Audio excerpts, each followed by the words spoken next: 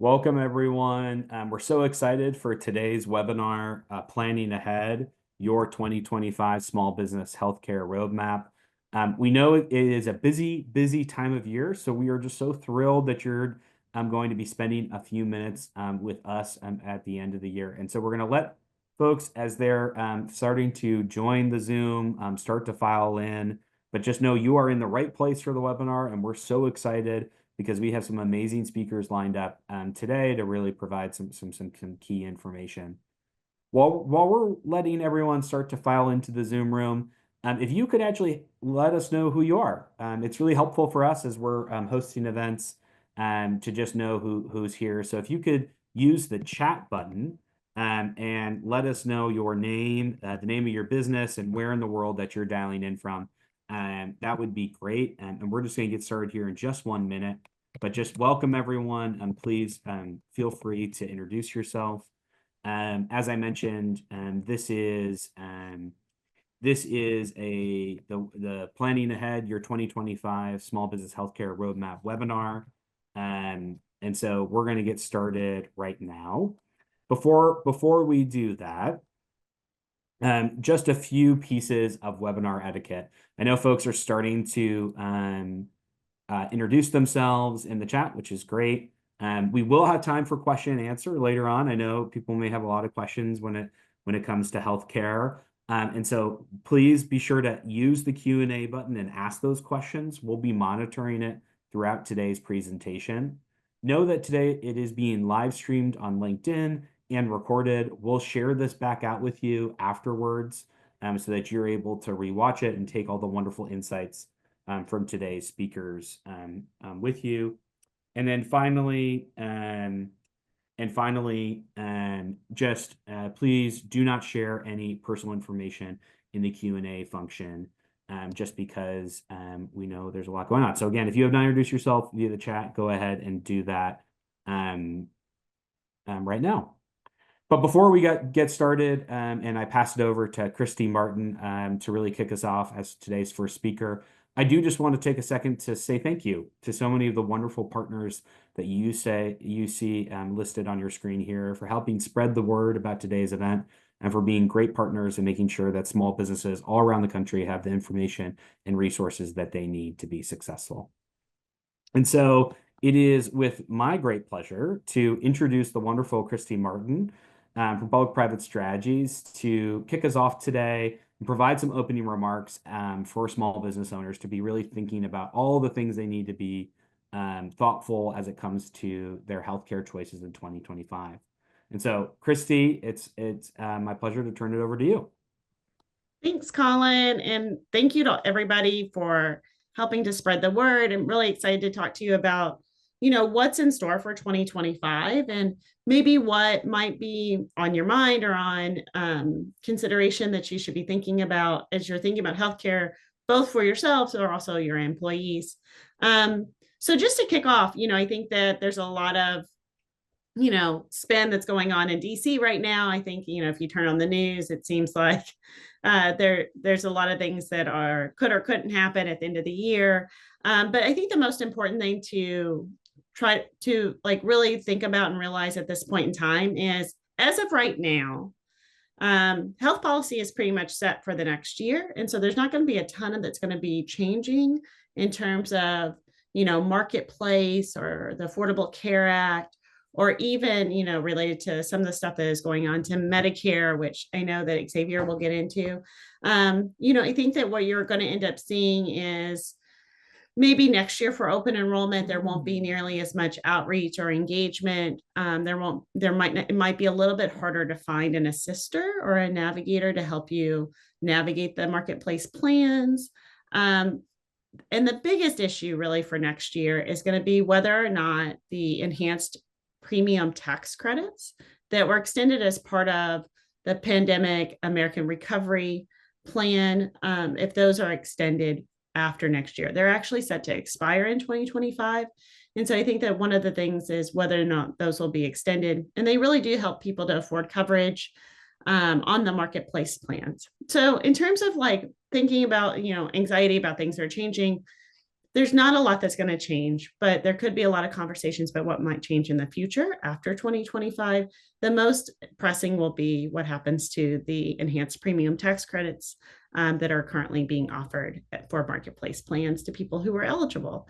And that brings me to, we're currently in open enrollment for the marketplace, which is super exciting. Open enrollment happens every year. It's a great opportunity for people who get their coverage through the shop or they get their coverage through the individual marketplace to go and look to see, is this plan right for me? Are there new plans available? Are there more affordable options? Shopping and kind of making sure your healthcare fits your needs at the time is really important. Every year, plans change. It's the kind of the nature of healthcare, and also people health needs and health preferences change. So it's a really good time to go and shop and make sure you have the right plan. Open enrollment lasts until January 15th this year.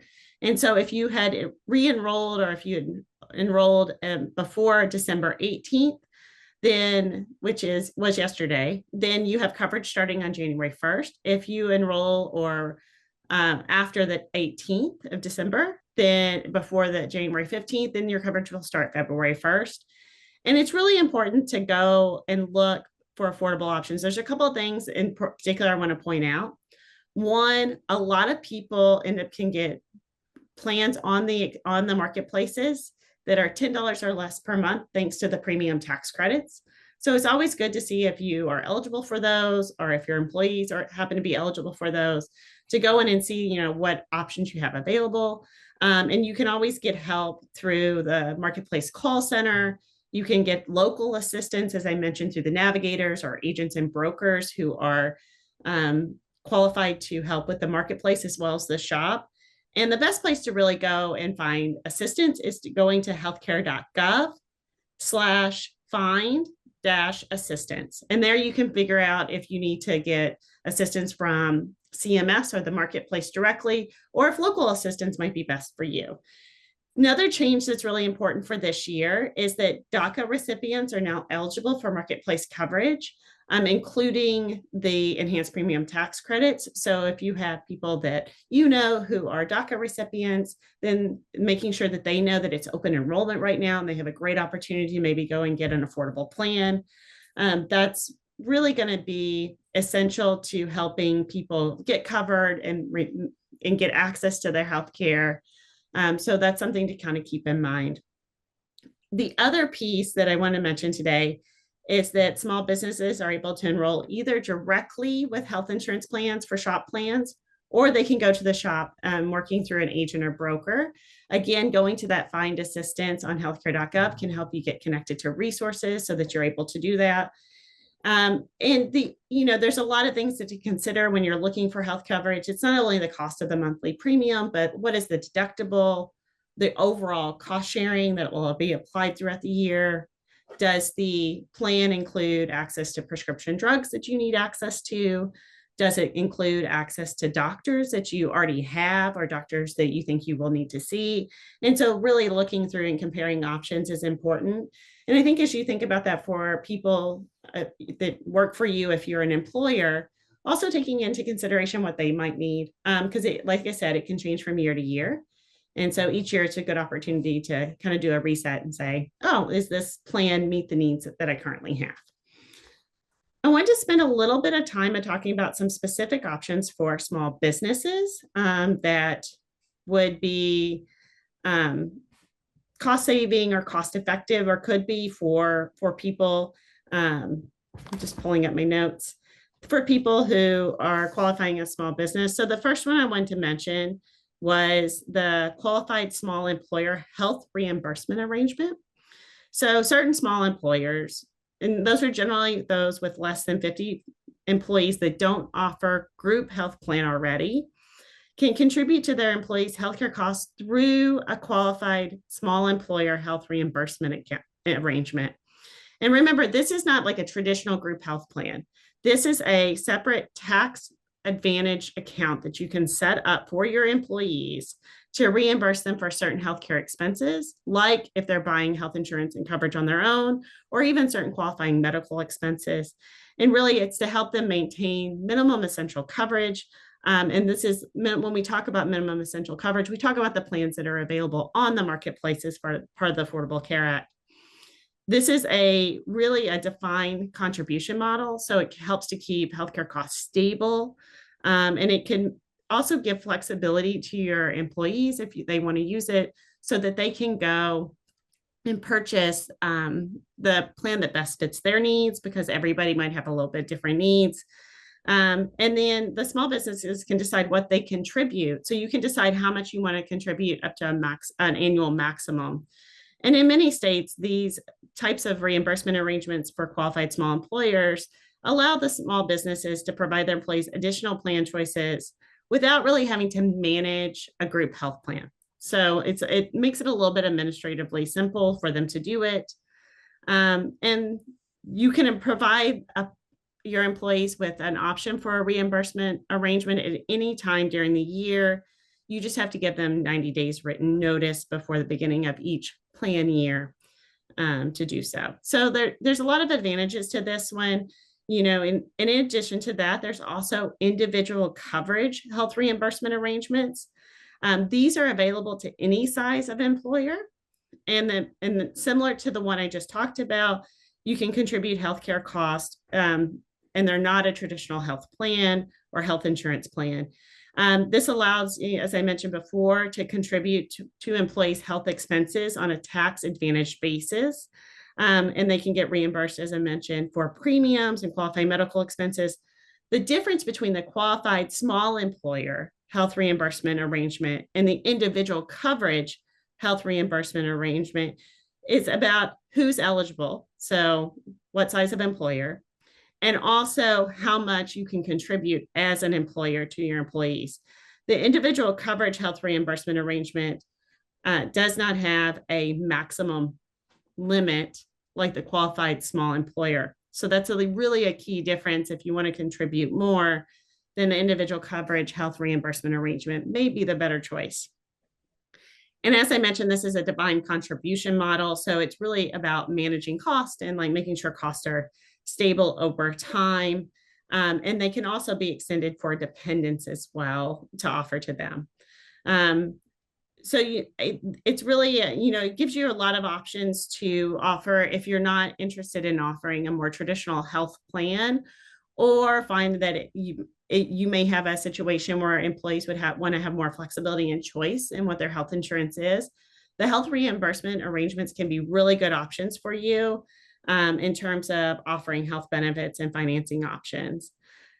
In addition to that, I just wanted to mention a couple of things back at the top that I think are really important to know. One, just keeping in mind that Marketplace open enrollment does end on January 15th. And so making sure people are aware of that, and that they have premium tax credits available.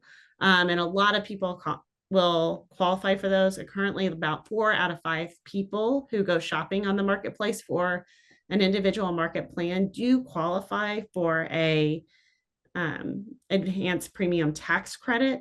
And that's applied at the point of when they purchase their coverage. And so applied each month. So they will get the benefit of having that reduced premium. And they were to be able to afford coverage. And it's really important. And the other piece I mentioned that's really important is the new provision for DACA recipients, and that they are now eligible for Marketplace plans and also eligible for the premium tax credits. And I'll just remind you again that, if you ever need assistance, there are plenty of people who are providing assistance in terms of Marketplace and the shop, and helping plans and businesses enroll into coverage. And you can find that information at healthcare.gov/find-assistance. And we can put it in the chat for you as well.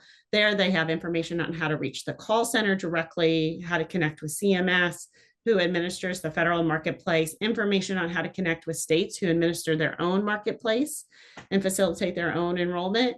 And then also local assistance in the form of agents and brokers who are licensed to offer and provide assistance for marketplace and shop plans, as well as navigators who can also help to figure out, working with you, any issues about what you might be eligible for, help with shopping for coverage. So there's a lot of options available. And I would be remiss if I didn't have just take a minute to mention Medicare. I had the pleasure of serving as the chief of staff for Medicare, and I know Xavier's going to go into it. But it's really exciting. Medicare open enrollment just ended on December 15th. And one of the biggest changes for 2025 is a $2,000 cap for prescription drugs in the Part D prescription drug program. And so that's really going to help people afford their prescription drugs. If you know people who are on Medicare, I'm really excited about that new provision as a result of the Inflation Reduction Act and looking forward to having it go into effect. And so with that, I'll turn it back over to Colin, and I'm obviously happy to answer any questions at the end. No, Christy, thank you so much for that, and such a just a helpful overview of all the things that are coming down the pipe for 2025. And you teed it up perfectly. I mean, one of the things that we also want to talk a little bit about is Medicare. We know people have a lot of questions about it for themselves, but also for their Medicare eligible employees. And we have just the perfect person to really talk through that and shine some light and some insights into what you should be thinking about as a small business owner. And so it's my pleasure to introduce Xavier Yvonne, Program Manager for Medicare Education ARP. Xavier, I'm excited to have you with us today and really looking forward to your remarks about what small businesses should be thinking about. Thank you for having me, Colin, and thank you all for tuning in for today. And so our agenda for today will just be going on over some Medicare basics, what you need to be educating your employees on about, the different resources that are available through ARP and other great credible resources. So what are some of the common questions that we get is what is Medicare, what's covered, what's the difference between Medicare and Medicaid, when should I enroll into Medicare, what happens if I don't, if I'm still working, do I have to enroll into Medicare? These are all the different questions that you need to consider when educating your employees. So your role as a business owner is to provide Medicare eligible employees with educational materials about Medicare and what that process will look like for them, connect employees with unbiased sources of information, and help Medicare eligible employees avoid enrollment penalties. So what is Medicare? Medicare is a federal health insurance program for those who are 65 and older, under the age of 65 with certain disabilities, so they will have to be on SSDI and receiving that payment for 24 months, and on that 25th month, they'll be automatically enrolled. Anyone with end-stage renal disease or ALS. And so if you are 65 and collecting your Social Security, then you're also automatically enrolled into Medicare. But if you are not signed up for Medicare, then you would have to actively enroll through the Social Security to get Medicare. And if you have ALS or end-stage renal disease, then you have to actively enroll as well. So your employee responsibility is going to be very similar to what the responsibility already is with your employer-sponsored healthcare. You're going to have your monthly premiums, deductibles, co-insurance, and co-payments. So all of that should be very familiar and comfortable to them. So what Medicare does not cover, and this I think shocks a lot of people, is hearing, dental, and vision, and also long-term care. So this is going to be your nursing homes. With that being said, some Medicare Advantage plans, and we'll talk a little bit more about this when we go over Medicare Advantage plans, but they do cover some basic hearing, dental, and vision. And Medicaid will cover long-term care. So what are the different parts of Medicare? So first, we're going to start off with our Part A, which is our hospital insurance. This is going to be your inpatient hospital care, some hospice and home health care, and some skilled nursing facility care. And please do not get skilled nursing facility care and nursing home care confused. There are two different things. Think of your skilled nursing facility care as your rehab. So think of someone who maybe had a stroke and they need to go and get some rehab at a facility instead before they go home. This is where they would go. They would go to a skilled nursing facility. So a skilled nursing facility is going to be a temporary stay versus a nursing home, which is going to be most likely until the end of life. So please do not get those two confused, even though you're going to see nursing in both words. So the cost for 2025, typically there's no premium for Part A. You have to earn 40 work credits, and that takes about 10 years to get. I am 30, and I have had my 40 work credits for about 3 years now, I think. And so it's something that most people will get early in life. And if for some reason you didn't work, you don't have your 40 work credits, you could be able to draw off from a parent or a spouse. The deductible for 2025 will be $1,676 for days 1 through 60, and a deductible can be applied again for additional hospitalization after day 60. So if you were in the hospital for one stay and then a few months later you're in the hospital again, then that deductible will be applied again. So Part B is going to be your medical insurance. And how I like to remember, Part A goes to hospital, Part B goes to medical. If you put hospital and medical in alphabetical order, hospital goes to Part B or A, and then B goes to medical. So they just coincide with their parts. So these are going to be your doctor visits. So you have to go see your primary visit. This will come out of Part B, your outpatient hospital services, your durable medical equipment. This is going to be your wheelchair, your hospital beds, walker, oxygen. That's going to be all through underneath here. And there are a long list of Medicare approved preventive services that is offered through Part B, whether it be cancer screenings, smoking cessations, obesity classes. There's a long list that goes on and on that falls under Part B. Most of them are free, or if not, they might have a little co-insurance that is attached to it. So the standard premium for next year will be $185. And if you have an income higher than 106 or 212,000 for a couple, you will have to pay a higher premium than the 185. And it is a scale. So if you make 107,000, you're not going to make your premium will not be the same as someone who makes 212,000. So there is a scale. And the annual deductible is $257 per year. And with Part B, you are responsible for 20% of it. So if you were to go to your primary care doctor, you would be responsible for 20% of the Medicare approved costs. And so as you can imagine, that can add up to be quite a bit of money. But don't worry, we're going to talk about a few things later on that can help combat some of that 20%. And so one of the things you can do to help with that 20%, you can get a Medicare Advantage plan, also may be referred to as Part C. And this is really what you see a lot of the commercials for during open enrollment period, right? You're going to see a lot focusing on the Medicare Advantage plans. And so this is an alternative to our original Medicare, and these plans are offered by private insurance companies. So this is going to be your Aetna, your Humana, United Healthcare, these type of companies. And all plans have to include everything that Part A and Part B includes. They can have additional benefits as well, but they have to include everything that Part A and Part B does. And in most cases, they also have a Part D, which is your prescription drug plan attached to it. And it may limit your ability to purchase a Medigap in the future, and we'll talk more about Medigaps in a moment. So unlike with Part A and Part B, which you can go anywhere in the country that accepts Medicare, your Medicare Advantage plans, just like your employer-sponsored health plan, you have to live in that plan service area, and you have to use the providers within the plan network. You may have to pay additional premium to be enrolled into a Medicare Advantage plan. You have to follow the insurance company rules, like getting approval to go see a specialist and different things like that. So we have a prescription drug cost. And just like with Part C or Medicare Advantage plans, these are also private insurance companies that administer these programs. And they help cover the cost of prescription drugs, cover the cost of prescription drugs.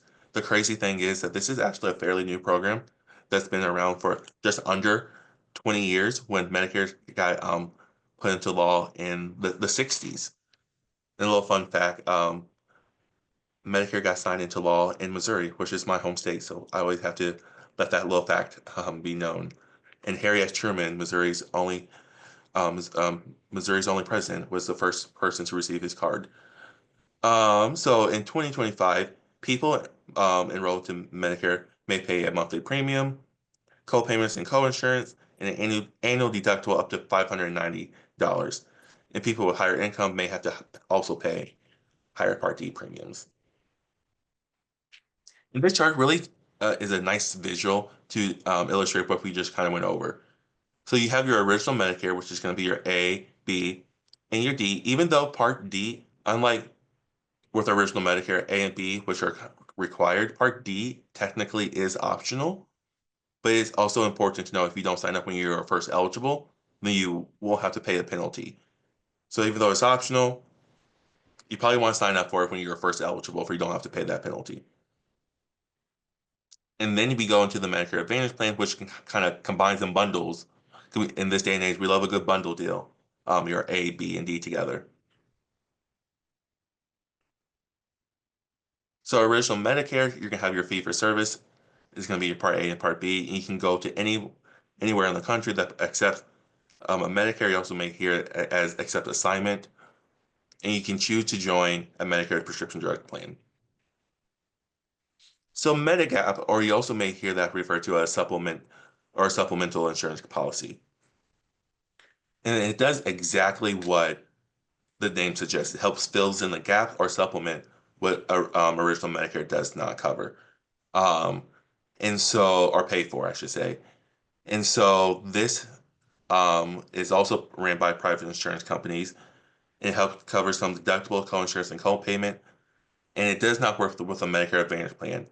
So you cannot have a Medicare Advantage plan and a Medigap plan. You have to choose which avenue you want to go to. And they have 8 standardized plans, so you can compare easily. It's also really important to note that a G plan is a G plan is a G plan. If you've gone through open enrollment, you may know all the different plans that are available for if you're shopping through for a Part D plan or a Medicare Advantage plan. It may feel overwhelming. Well, there's even more Medigap plans, and the thing is, unlike the with a Part D plan or a Medicare Advantage plan, um, where each plan can have a little different in details on what they cover and different things. A G plan, the G plan is a G plan. So it doesn't matter what plan you go with, they're all going to cover the same thing. But they're going to range in cost. So it's really important to really look into the market share, the complaint index, and figure out what would be the best plan for you to choose within this price.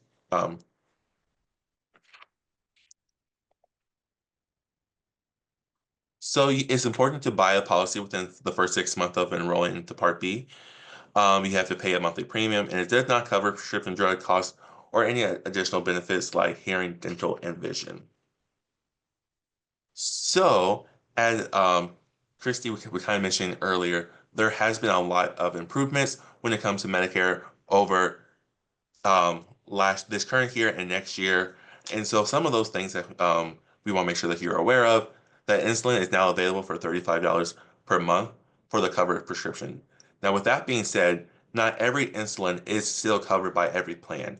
So you really have to look into on the formulary or the list of prescription drugs that are covered to make sure the insulin that you are taking is covered. And if you're on a plan where it's not covered, check with your provider to see if you can switch to the other plan.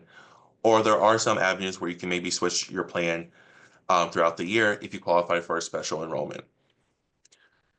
That you will have a larger range of access to recommended adult vaccines without any cost sharing. A yearly cap will be $2,000 for out-of-pocket for prescription drug costs. And just to kind of show you where we're at, the out cost for this year is $8,000, and so that is a significant change. And not only is the $2,000 the cap, but you can also spread that out throughout the entire calendar year. So you don't have to be upfront with that $2,000 if you have some high medications. There's a nice little formula that they have to where you can spread it out throughout the entire calendar year. And there's also an expansion of the low income subsidy. You also may hear it referred to as LIS or extra help under Part D to increase the range to 150% of the federal poverty level starting in this current year. So when do employees enroll into Medicare? So there are a few different options. You have your initial enrollment, your special enrollment, and open enrollment. So initial enrollment is if an employee is receiving Social Security, they are automatically enrolled at age of 65, and they have a 7-month period to do so. They have 3 months before their birth month, and 3 months after. With that being said, the one caveat would be if you were born on the 1st, then your birth month is moved up the month. So the example I always use is my Uncle Charlie was born on June 1st. And so his birth month would no longer be June, it would actually be May. And if you do not sign up when you're first eligible, you may have a late enrollment, which means you will have to pay a higher Part B and D premium. So if you are still working and you have coverage either through yourself or through a spouse, then you can delay your enrollment. And once that coverage is about to go away, then you will qualify for a special enrollment period that we will be able to sign up for not only Part A and Part B or original Medicare. At that point in time, you can make the decision if you want to get a Medigap plan or go through the Medicare Advantage route and pick up a Part D plan. So open enrollment, as was mentioned earlier, is October 15th through December 7th at the same exact time every single year. It does not matter what day of the week it falls on. It will always be October 15th through December 7th. And this is when people can make changes to their plans for the following year. So if you're on a Medicare Advantage plan, you can decide to stick with that Medicare Advantage plan. You can decide to switch to a different Medicare Advantage plan, or you can decide to switch back to original Medicare and pick up a Part D plan. You may, if you want, you can try to get enrolled into a Medigap plan, but remember, if you are not, do not sign up when you're first eligible, then you will have to go through underwriting. So you may have to pay a higher premium based off from your health history. And the same thing can be done in kind of the reverse. So if you have a Part D plan, you can stay with that Part D plan, go to a different Part D plan, or decide to make the switch to a Medicare Advantage plan. And if you do have a Medigap plan, then at that time, then you would also have to cancel it. And Medicare eligible employees are not allowed to join during open enrollment. And so this would not be open, even though the name open enrollment you may think is an open enrollment for all. Your open enrollment is not the same thing as your special enrollment. And there is a thing called the general enrollment period if for some reason you did miss your special enrollment, your initial enrollment, and that is January through March, where you can sign up for Part A and Part B with your coverage to begin the following month. So your Part A, these are for your penalties. You have to pay up to a 10% increase for monthly premium for twice the number of years you did not sign up. So if you go 2 years without signing up for your Part A, then you would have to pay that penalty for 4 years. Now, Part B and D are a little more, will stick with you for a lifetime, so they're a little more serious. Even though all of it is serious, we want to make sure that you keep the money that you need. And so for Part D, for every 12 months you go uncovered, you will have to pay a penalty of 10%. So you can see that where if you go a few years without sign up for Part B, that it can really add up to be quite a bit of money. And it's really important to note that it is every 12 months. And so sometimes we use the word year, you may round up. So if a person go 11 months, you may think of it, round up to a year. If they go 11 months without coverage, they'll be fine. They wouldn't have to pay that penalty. It's every 12 months that they go without. And like I said, that penalty will stick with you for a lifetime. The next would be a Part D plan. So that would be 1% of the natural base premium price. So for next year, that would be $36.78. You take 1% of that for every month that they go uncover or do not have credible coverage for Part D. I used to work and counsel people one-on-one for Medicare. I think this was probably about in 2018. I was assisting an older lady who never signed up for Medicare Part D. And so from 2006 to 2018, she never signed up for a Part D plan. And luckily, this lady was fairly healthy, was only on 3 medications. And in Missouri at that time, the cheapest plan was a $15 plan that had very good coverage. I remember almost everyone was enrolling into that plan that year. So we looked at that plan, and the plan itself was cheaper than what her premium would be. And so the next step, what I did from there was one of the ways that you can wipe away your penalty is if you qualify for assistance program. So if you qualify for the extra help program that we talked about earlier, that kind of expands it, and we'll talk about a couple more programs a little later on. If you get enrolled to one of those programs, that will make the penalty go away. Unfortunately, she didn't qualify for that, and so she was stuck paying that penalty for 144 months that she did not go covered. So when we say that it's optional, that is technically true, but you don't want to end up with it with a penalty. And it's also really important to note that all of these like assistance programs that you see on commercial, um, like RX assistance program, those are not credible coverage. Um, that's just helping you get assistance with those programs. Another way that you can have the penalty waived is if you are on Medicare due to a disability, and once you become Medicare age eligible, so once you become 65, they will also be waived as well. It's kind of like your start over, do over. So Medicare and your business. So there are different rules on what your employees have to do depending on the size of your company. So if you are a small employee deemed 20 or less, then your employee must enroll into Medicare, and Medicare will be the primary insurance company. If you have more than 20, then they have a few different options that they can go through. And so this chart just gives you a great breakdown of all the different options that's available.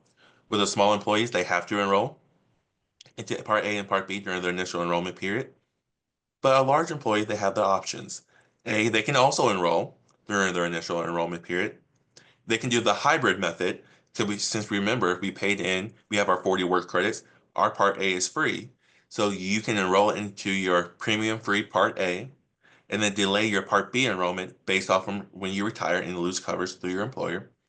Or the third option, you delay both Part A and Part B until you retire and you lose your coverage through your employer. So this is just a really great breakdown of the initial enrollment education timeline. So about 6 months out, you receive your overview letter. And then about 3 months, you start receiving that Medicare educational materials. And part of that will be you're going to get a really thick book in the mail called the Medicare and You book. And one of the great resources that we're going to list later on is listed on the back of that book. And so that is the SHIP, or the State Health Insurance Assistance Program. And like I said, we'll talk a little bit more about them a little later on, but that is on the back of your Medicare and You book. And then you have your birth month, and then your information will be the third-party resource list. And then 2 months after, you have your final communication with all the materials, and you want to close up. A lot of your employees are probably going to decide to stick with their employer-sponsored healthcare and do the special enrollment route. And so it's just really important to also note that there is no gaps within their coverage, and they have a smooth experience between their employer and Medicare. So engaging your employees on Medicare, you want to make sure that you have clear and consistent communication. You refer employees to trusted and reputable resources and educate employees about Medicare prior to them becoming eligible. So different resources. A really great resource is Medicare.gov. During open enrollment season, there's probably going to be a really long wait time. So if your employees are computer savvy, I would probably suggest them going on the website instead of calling the 1-800 number. And if they ever forget what that 1-800 number is, it is just 1-800 Medicare. And with that being said, you can go on here, create an account with them. It will actually pull all the medication that they're taking if they're already on Medicare, and then provide a list. Highly recommend that they go through that list to make sure everything is correct, make sure the dosage is correct, and the frequency and that they obtain their medication is correct. And from there, they can select the pharmacies in their service area that they go to. And then they will pull up a list, whether it's Medicare Advantage plans or Part D plans. They'll pull up a list of plans that are available to them in their area. And you can sort the list between the lowest total cost, so it will take into account the cost of the medication and the cost of the plan itself. You can also, if they ever lose their red, white, and blue Medicare card, they can go in there and request a new card. They can also see some explanation, Medicare summary notice, and different things like that within there. So next we have the Medicare Rights Center, which is a nonprofit organization that provides really great Medicare information. You can go online and read. They also help us with one of our tools online, which is our Medicare Q&A tool, and they answer all those questions on there. Next, we have the SHIP, which is the State Health Insurance Assistance Program, and they provide free and unbiased Medicare counseling. And this is actually how I got my start in the Medicare world, is I worked with the SHIP program. And like I said, they offer free unbiased Medicare counseling. They can assist you in enrolling into a plan.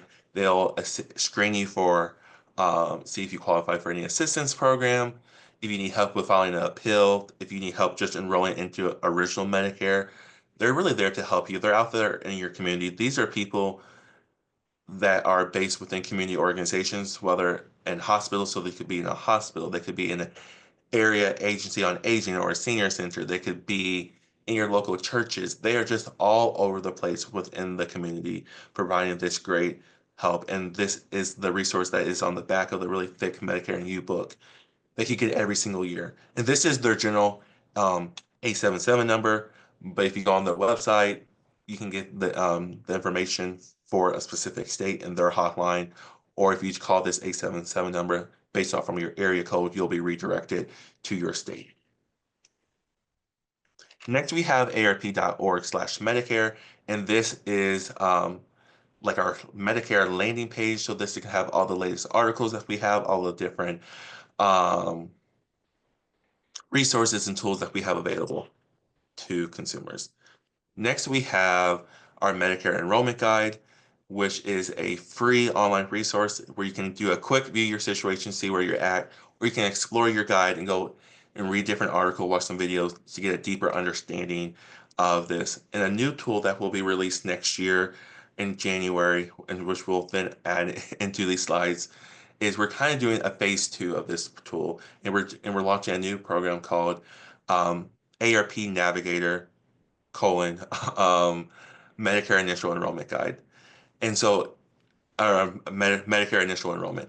And within this ARP Navigator, a person would answer a few questions about where they're at in their Medicare situation. And based off on where they're at, the questions that they answer, they will get a self-designed Medicare course that is specific to them and their needs at this specific time. With that being said, this will be an offering only available to our members. And so if you have a membership, you would have access to it. If not, it is a good time to sign up for a membership while it's on sale right now. Then we also have a resources that is specifically designed for our employer and employees. You go on here and you can download some tip sheets and fact sheets that are designed for our employers. Okay, so, well, thank you all for sticking with us today through this presentation. And as you go through, we're going to have a quick poll for you all to take. But Medicare is a great equalizer. It's something that we will all face at one point in time, whether it's for ourselves or for a loved one, helping them through it. And so no matter how old you are, where you're at, this is great information for you to always have in your back pocket.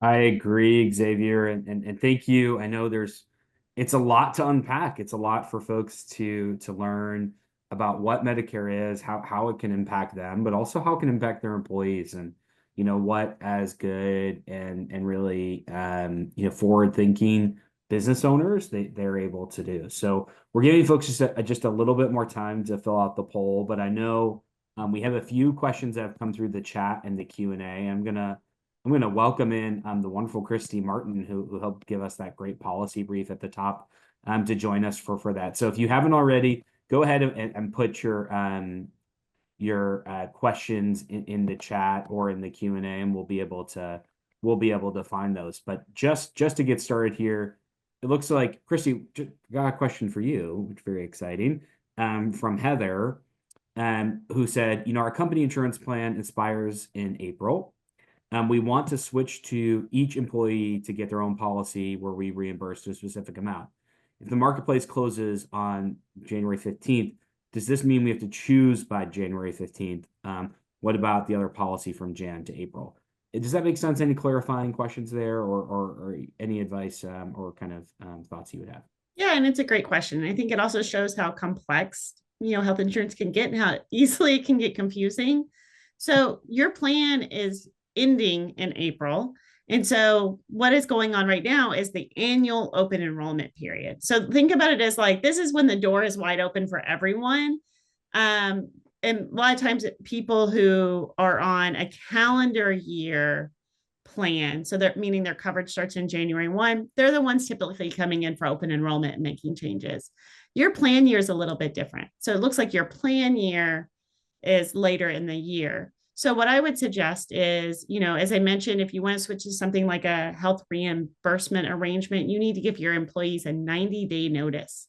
And so I would talk with your tax professionals and also your plan that you currently have and let them know that, your end of your plan year is coming up and you're interested in maybe making some changes, and go ahead and have that conversation with them now, or in January, and start making a plan for how to make that transition.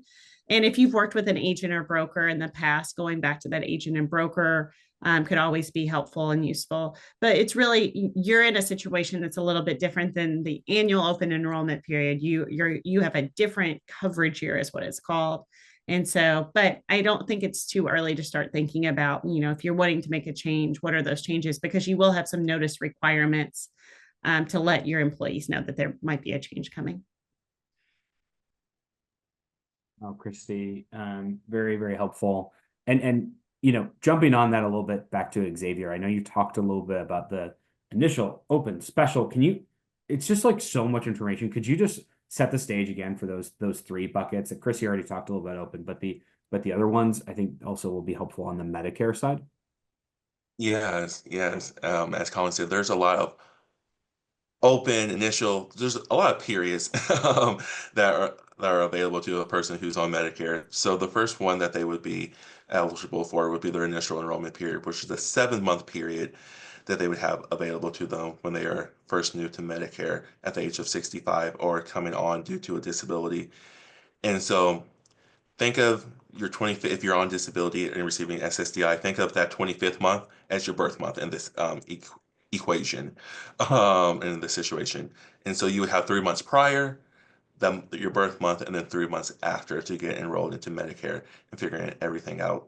The really important part with all these different periods, though, is to make sure that you have no gaps in coverage. We want to make sure that a person does not have any gaps or lapse in their coverage. We don't know. Life happens, and we don't know when something is ever going to happen to us.